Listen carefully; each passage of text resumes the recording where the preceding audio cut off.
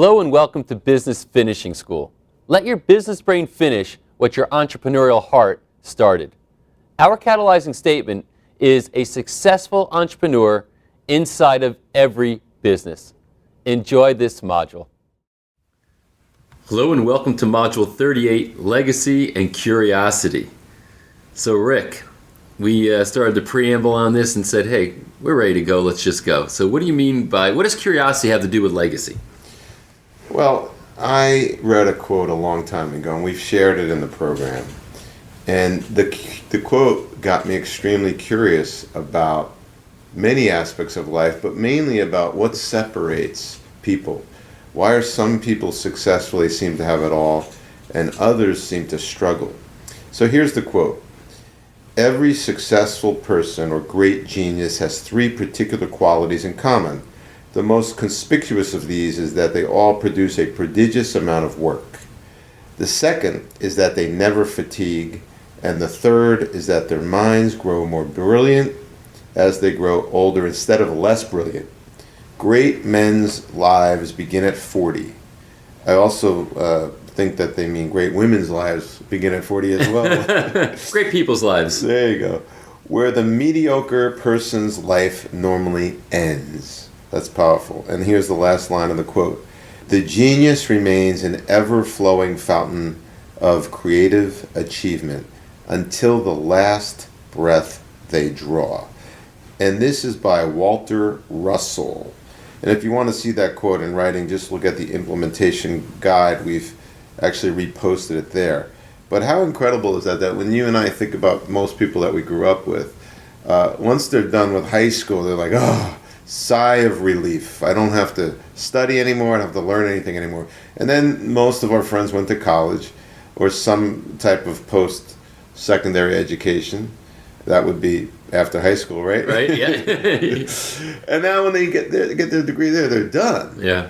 But the people that we like to associate with, they're curious. They're always looking, what's next for me? And legacy and curiosity, how are they linked? I think they're linked because you have to be curious in order to want to leave a legacy.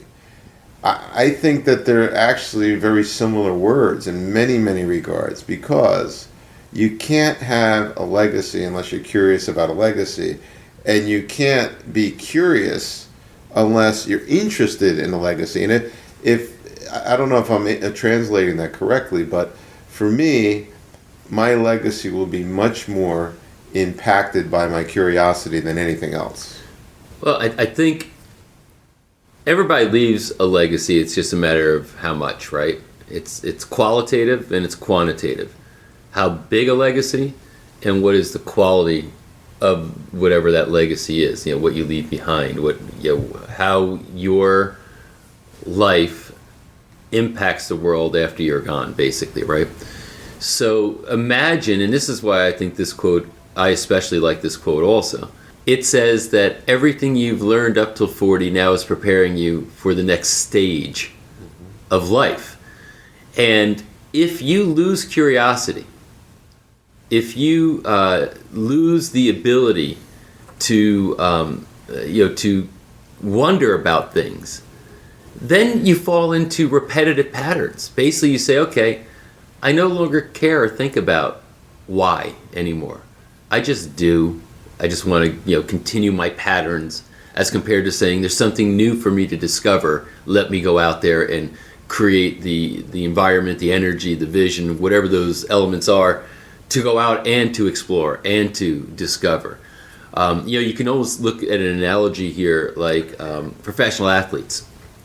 They're a perfect example of a group of people who by the time they're 40, their identity for their career is pretty much done, right? And what do you see? Some of them transcend and move into a new career, taking what they've learned, what they've done, who they are, their personalities, their intelligence, what have you, their assets, whatever they might be, and they've gone into a whole new career, off the field, off the playing field.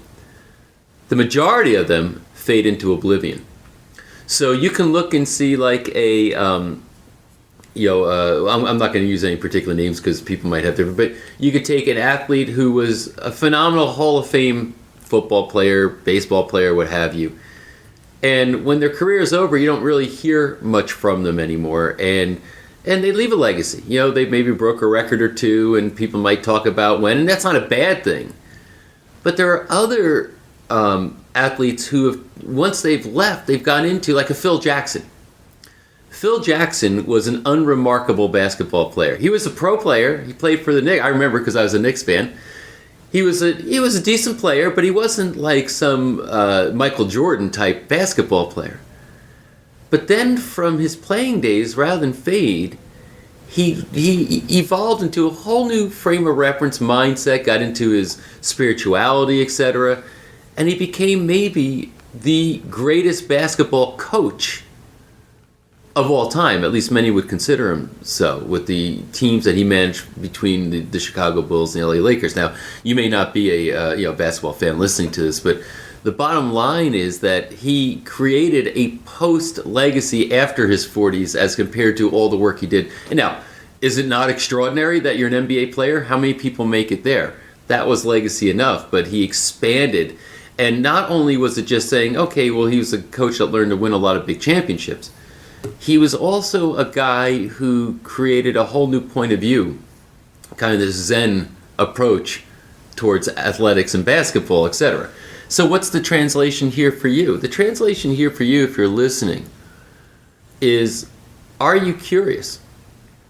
Do you feel like you've gotten to a point where you've filled your brain as much as it can be, and you're succeeding on whatever level you are, or struggling on whatever level you are, but you've been at it now for 2 decades, 3 decades, or more, and you just feel like you're in your zone, you're in your box, and there's nothing left? Or is there curiosity about how things move? I can say for myself right now, I've gotten involved in a company, for example, and one of the things that made me say yes to this particular involvement was the fact that it's an entire area of business that I'm unfamiliar with. Now, I could have stayed in my comfort zones and said, you know what, here's what I know, and this is what I want to continue to leverage. But instead, I'm taking what I've learned here in business finishing school, but I want to apply it to an area of business that is, I believe, a new frontier, the whole digital world that I'm not that familiar with, the whole understanding of data aggregation and the selling of data and the value of data, etc. It's an entirely different world for me. And I'm completely curious about it. I'm so curious about it, and I'm excited. I feel like I'm starting on a new career again, at least in part. So curiosity, I believe, leads us to explore new frontiers. And in the world, in the way that the world is changing now, is so rapid and so, how can I put it? Sometimes it's like shocking how quick something can be known, and then suddenly that's no longer relevant. That I believe curiosity equals relevancy. And maybe that's the equation. I believe when you stop becoming curious, you stop becoming relevant. And I think that's a big deal. So as you're listening to this, if you're a business owner or a business executive, I think relevancy is critical to the future of any business. And I believe if you don't purposefully try to be curious, because I don't know that curiosity is just inbred. I mean, some people maybe are more naturally curious than others, but I'm not so sure that's just inbred. I believe that curiosity is something that's a discipline, like so many other disciplines. It's a habit. If you're Rick, who basically habituates everything in his life, you would probably set out a certain amount of time a week just to be curious. Saying, you know what, here's my time to think about things I'm curious about, and not, deal with things that are just a part of my rigid structure. And I believe it will lead you to places. One other tip I'll give you on this as you're listening. I have a ritual. One of my rituals is Sunday mornings. As a matter of fact, this week it was Saturday and Sunday morning. I take my iPad, and 2 apps I'll recommend to you. One is called Zite, Z-I-T-E. The other one is called Flipboard. And Rick, you'll probably notice because you got a bunch of emails from me on Saturday morning and Sunday morning. These, basically, it tells what my interests are, and I have varied interests in there, and it aggregates all the stuff from all the blogs and all the other things on the web, and it puts it together and organizes like a custom digital magazine for me. So I will get up and I'll sit on weekend mornings when I'm not traveling, I'm not lecturing.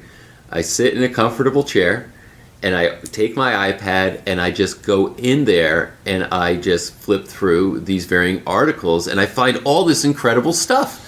And you can email and forward the articles, etc., which I did to Rick and my other accountability partners. I emailed them a bunch of stuff, and there's some cool stuff in there. But ultimately, I think Zeit's slogan or their catalyzing statement is "Discover you're interesting," meaning not discover that you are interesting. You're interesting. In other words, they turned interesting into kind of a verb, I guess. But the bottom line is that I'm constantly stimulated with all these new things. So I got to look at new technology. We've been having all this conversation about Bitcoin and this new currency that's emerging. That's kind of a free currency that lives independent of the Fed and the banking systems, etc. And all these things that captured my imagination, that are stimulating. Just looking at the kind of investments. Apple, investing in just $750 million in Sapphire because the iPhone 6. They're going to put this scratch-proof sapphire face on. Now, why does that matter? Not because I'm curious. I can't wait to get my iPhone 6.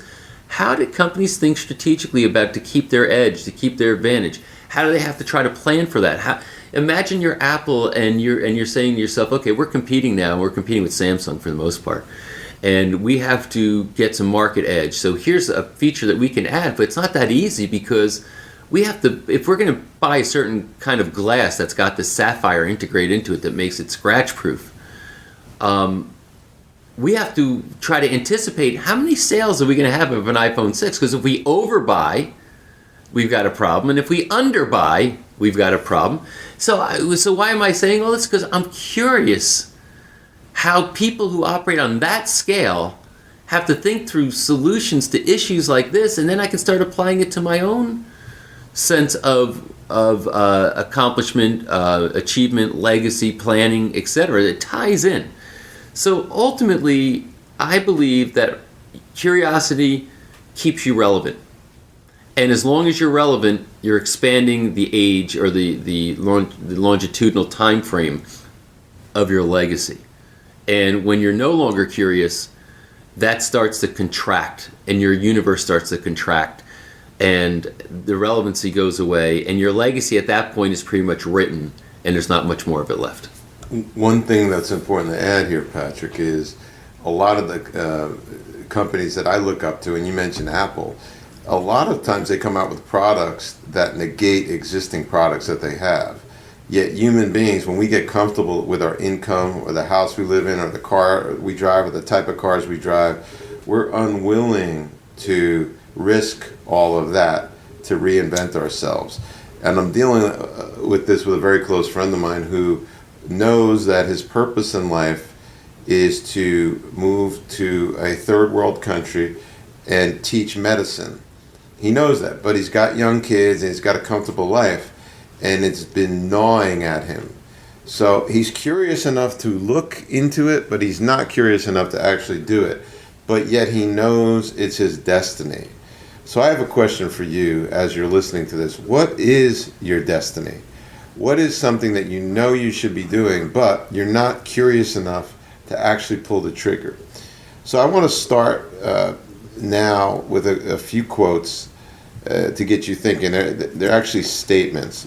And here goes. The first one is this: all change begins with curiosity. All change begins with curiosity. And it's interesting because you know me, simplicity, probability, and leverage. You know there's an ending to it. And it ends with accountability. Meaning, you can have curiosity, as we all do, and we can investigate a lot of different things. But the change doesn't happen until you actually insert accountability, as you've learned before in the program. And I like to say, too, to overlay all of it with simplicity, probability, and leverage. Another thing to think about, second statement, is the things you do for yourself are gone when you are gone, but the things you do for others remain as your legacy. The legacy that I want and that Patrick and I are talking about are things that live beyond you, beyond your lifetime, beyond your ownership in your company. And oftentimes those things are the things that you do for others. And I don't know how many of you have young families, but I've been trying to get my young children focused on doing things for others, because I don't think there's anything more important than that, because that's where entrepreneurs are born. There's a debate that Patrick and I will definitely get into as it relates to Atlas Shrugged and Ayn Rand's philosophies on this. Is it altruistic to teach a kid to do things for others? I believe that altruism is an interesting word, because when I struggled for the first 10 years of my professional life, there were times where I was not making any money, yet I was working 18 hours a day. Was I doing that for myself, or was I doing that because I wanted to bring a product to market that I thought the world needed? Was Bill Gates being altruistic when he worked for free at Microsoft for the first 5 to 7 years, sleeping next to his desk? So that's an interesting topic that you and I could debate later, Patrick, but it's for you to think about. Think about that from a curious perspective. And then the last thing I wanted to say, I mentioned a few minutes ago that I wanted to say a few things. If you don't have the life you want right now, what are you going to do about it? Here you are in year 4 of the program, and you've got 3 years under your belt, a lot of good information. And I've seen my life personally change radically since we began the program. I've watched Patrick's life change radically. I've watched people in the program watch their life change radically. And then I've seen others who haven't had a lot of change. And it brings me back to a 51-year-old person in the program I talked to. They're in year 3. And they have 2 employees. When I asked them how many employees they had 20 years ago, they had 2 employees. Mm-hmm. And I said, listen, I am here. I am doing this because I want to change your life. Mm-hmm. Are you going to be curious enough about what's behind the curtain to actually dig in and do something? Patrick and I love teaching. We love giving you this information. But it doesn't help me or you unless you do something about what you're learning. So the 3 statements that I just mentioned, or questions, however you want to look at it, are in the implementation guide for you to do some exercises around if you want to follow up on it. I want to turn it back to you, Pat. Curiosity, I don't think is that hard either, in the sense of how do you approach it. So you might be thinking right now, well, how can I approach this whole concept of curiosity for my business? I think one way, the easy way, is that if you were to look and say, or ask the question, what if? What if I had, to use your analogy, what if I had 4 employees? What if I had 6 employees? What if I decided to open up 2 or 3 or 4 or 5 more locations? What if I made a commitment to double the amount of new customers that I'm going to have for whatever my business is? What if I decided that we needed to transform our brand or our brand message? What if we decided to 10x our impact in the world? We just made a commitment. We're going to 10x our impact. I mean, there's so many ways to go. What if I decided to seek out an employee that is smarter and more able than I am? And pay them a lot of money. And that was a breakthrough for me at one point. The first time, and I kind of laugh now because I've had, high salaried, 6-figure employees, in my organization. But I remember the first time when I was Superman. And no doubt when I was Superman, I was making a lot of money, incidentally. I mean, I was netting a lot of cash. But I was talking to you about this earlier, but I was literally working till 10:30 every night and running to the place that served dinner till 11 so I can get fed. And then I hired my first employee that I actually paid, and this is going back some years. This is in the early 90s. But I was looking for a $36,000 employee, and this one wanted $55,000. And she was great, and I knew she would be great, but I was like, "Oh, I'm sorry, it's just out of our budget." But she was aggressive enough to say, "I know what I can do in this position. I want this position, et cetera, et cetera." And it translated into me hiring that person, and I immediately saw the impact that, oh my God. Mm-hmm. Now, since then, I evolved where I had literally 3 or 4 people in the organization making over $250,000 a year and other 6-figure employees.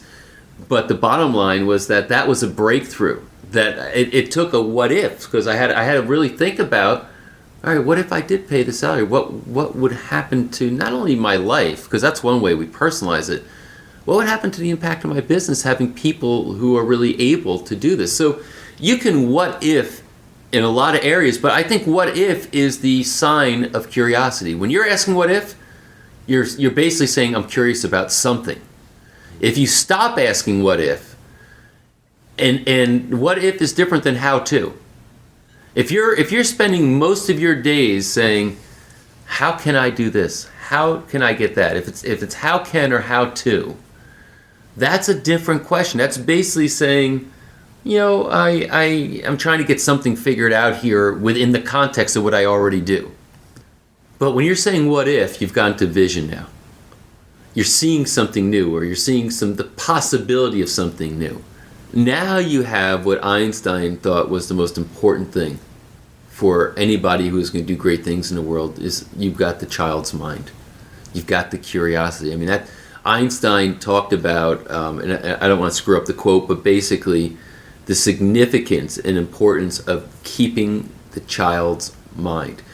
He credits his great discoveries in general relativity, specific relativity, etc., his whole E equals mc squared, to keeping the child's mind, to be curious. He's looking at a clock, and he's looking at the time on the clock, and then he recognizes, but wait a minute, when I actually see the clock, it's because light had traveled from that distance where that clock is to my retina, to my brain to interpret. There's some time lapse in that, so when I'm really seeing what time it is, and I'm registering what time it is, it's not maybe really what time it is. What would it like to be on that wave of light that's approaching my eyes? And he started to get into understanding, or thinking about, curiously, the whole significance of time, the speed of light, the relevancy to space, because that's light moving across space to get to his eye. And then the whole space-time continuum starts to emerge in his mind. And through those little thought experiments and his curiosity, it led him down a road to create E equals mc squared. So for you to be a genius in your business, you have to have that kind of curiosity.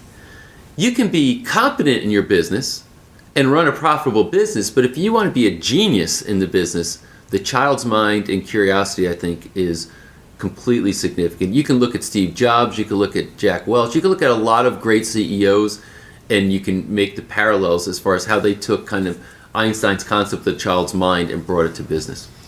This brings me back to a story I've been wanting to tell the listeners. To what degree is our mind open to a child's mind? There's a story that I've been telling for about 20 years about an English professor who had been studying the works of this great Indian master somewhere in the hills in India. And he had studied all of this old man's work, who had been producing a prodigious amount of work his whole life. And this English professor from London was teaching his students for many years, and he decided for the first time, let me go visit this great teacher. And so he had to take a plane from London to India. I guess it was a series of planes, and then he went on. It's actually a true story, and I don't know who was involved, but he finally gets to where he needed to get in India, and he had to take a smaller plane, and then he had to take a rickety bus, and then he was actually on horseback to get to this great master's mansion, which wasn't really a mansion at all. It was actually a pretty humble place. And when he knocked on the doors, you can imagine him with his hat and his tweed coat and his bags. He knocks on the door, and a servant of some kind answered the door and said, "Thank you, we've been waiting for you." And he escorts the professor into a room where he was waiting. And after about 20 minutes, the assistant comes back in and he says, "Can I get you some tea?" And the professor says, "Of course you can get me some tea. Please, it's been a long journey." And he's telling the assistant about his journey. Well, just as he brings the teacup in and the teapot, the master comes in. And the master quietly sits down. He bows to the English professor or the professor from London, and the professor from London begins telling him all he's learned and all of the books he's written from the master's great works, and he was talking and talking and talking and talking. And while he's talking, the assistant begins pouring tea into the cup. And at a certain point, the cup starts overflowing. And the professor's talking. Meanwhile, tea is overflowing from the cup, and the assistant's just listening and watching. And after about 10 seconds, the professor says, "My cup is full." At which point the master says, "I know. Please leave." And the moral of the story is, I think too often we walk around thinking that we know everything. We're full. And curious people walk around with empty cups. It doesn't matter how many times they've crossed the same river at the same point. It's always a new experience because there's new water passing you. As you cross the same river, even on a different day, it's a new experience. I think we need to approach life from a child's mind with an empty cup, with an open heart, with an open mind, not from a knower's perspective. And if you haven't seen the difference between a knower's mind and a learner's mind, do some research on that topic. And that's what we're really talking about here. A learner is continuing to go through life no matter how old they are. I recently read an article about a 104-year-old man who decided to go back to college at 102 because he never went to college and got a degree. He got a degree at 104, 105 years old. I can't remember exactly, but he decided to fill out his application after the age of 100. But, you read the opposite of that story is person works their whole life, they're bust their butts, they retire at 65, they cannot wait, and then 2 months into retirement they drop dead. Why is that? Because they are full. They're not approaching life from a curious perspective. And you think about this child's mind as it relates to health and fitness, as it relates to any aspect of life. We have someone in our accountability group who's all about health and fitness, and he's up in age. He's over, I think he's 59 or 60. I wouldn't be calling that up in age anymore. But every week he seems to have learned something new with childlike enthusiasm. Totally. And which now takes us into the topic that we've been wanting to talk about. Did you want to add something before we go into the accountability group as it relates to this? No, I think you nailed it. So go ahead. Yeah. So I think about the ups and downs of our accountability group over the last 5+ years, and the thing that I've learned is that the people that are the most curious are the ones that look forward to the call week in and week out. And we've had some people fall out of our group. And the people that have fallen out of our group, they approach the group with a knower's mind. They approach the group with, if I don't get something big this week, then I'm really not that committed to the group. Whereas my approach to accountability and accountability groups, as evidenced by now knowing 2 groups, not one, 2 groups that have been meeting for more than 35 years, in which one group produced 3 billionaires and one group produced 2 billionaires. I mean, how does that happen? What are the odds? Yeah. What are the odds? When, one out of 100 million people becomes a billionaire? Something like that. Yeah, something crazy. So the fact of the matter is, if you can approach your accountability group or the people in your life that hold you accountable. By the way, if you don't have people in your life that are holding you accountable, this is going to be a lot harder of a journey for you. But get people, whether you want to be in an accountability group or not. I think an accountability group is magical in so many ways. But the point of what I'm getting to here is curiosity and accountability and a legacy, they're all linked together. But as it relates to accountability, you have got to be curious in order to have other people hold you accountable. What I've learned is people who are knowers, people who know everything, they come to an accountability meeting or relationship and they say, well, what am I going to learn? As opposed to, if I stay in this conversation week in and week out, wow, how much better of a person will I be as a result of it? And I never know what's going to happen. I'm curious about what's going to happen. I don't know. I've got an open mind. I've got an empty cup. and then magic happens in your life. And I've seen magic happen in all of our lives, Pat. It's been a great journey.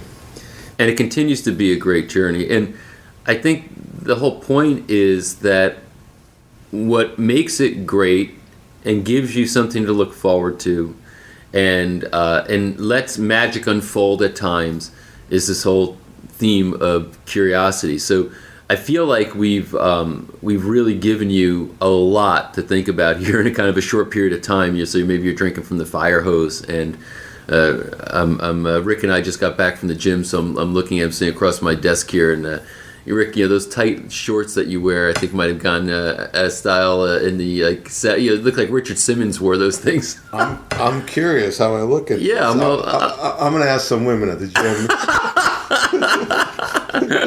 I'm just looking across my desk and I see these legs, these bare legs and these tight shorts, and I won't describe the rest, but I always like to create. You guys have to listen to this, so I'm creating theater of the mind here. A little bit more theater of the mind. So anyway, so hopefully a little bit of humor, but a lot of content and things to think about, and ultimately, ladies and gentlemen, as you're thinking about your own life, your own path, your own curiosity, I think if you were to take what we had communicated here, ask the question, what if, keep the child's mind, understand that it's getting to be about legacy. I mean, listen, you're year 4 now, This is advanced areas of thinking. You've gone through the basic principles, and those principles never go away. But now you're evolving as a business person and evolving as a human being. So we're really getting into the higher level thinking that is the juice of really life and success. And I was almost going to say, damn it, but darn it, if you're an entrepreneur and you've worked all these years, I think the payoff comes now. When you get to be curious, you get to move into next phases of your life and career in a way that stays stimulating and stays exciting, that you're not the kind of person that says, I'm burned out and I've done it and I've had enough. You're the kind of person that says, I've earned the right now to explore new things in my life. And I think that's what curiosity is all about. And if you consider the degree and magnitude that you want your legacy to manifest in the world, I think that will mirror the degree and magnitude of your curiosity. Because if you look at it from the opposite perspective, if somebody's they're done learning, they're done being curious, well, their legacy is already formed and it's set. So start thinking about, what do you want to leave behind? What do you want to be curious about? What books do you still need to write? What plays still need to unfold as it relates to your life? That's a metaphor. What do you want people to think about when they think about your name in the future? But none of this can happen. None of your legacy can happen unless you're extremely curious. So we will leave you with that. Thank you for listening to Module 38. Let your business brain finish what your entrepreneurial heart started.